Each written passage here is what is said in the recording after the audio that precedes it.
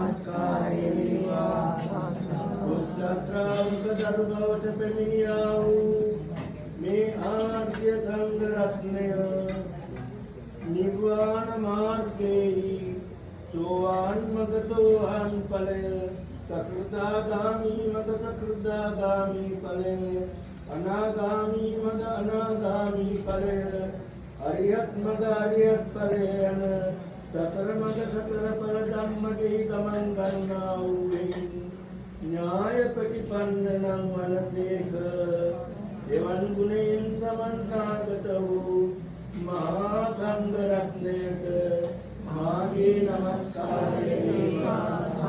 ශ්‍රී ආර්ය සංඝ රත්නය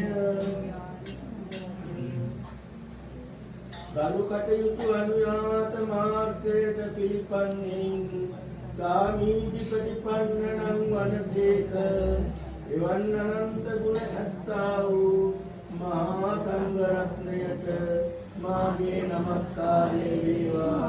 සුද්ධ ශ්‍රාවක දරු බවට පැමිණියා වූ මේ මහා සංඝරුවන සෝවාන් මග සෝවාන් ඵලය සකෘදාගාමි මග සකෘදාගාමි ඵලය අනාගාමි මග අනාගාමි ඵලය අරියත් මග අරියත් ඵලය සතර මග සතර ඵල ධම්මිතේ ගමන් ගන්නා වූ උත්තරීතර වූ සම්මා සම්බුදු පුරුෂිනියෙක් වගේ සිටිවිලි දරන්නා වූ මහා සංඝරුවනට මාගේ නමස්කාරය වේවා.